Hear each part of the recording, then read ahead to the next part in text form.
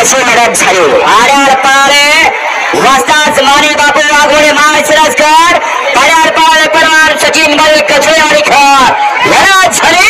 निकाल गेला कॅमेरामन कडे. ड्रायव्हर पडलाय, ऍम्ब्युलन्स जाऊ द्या.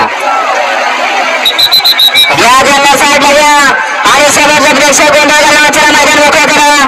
गाड्या सर्व गाड्या चला मैदान मोकळं करा.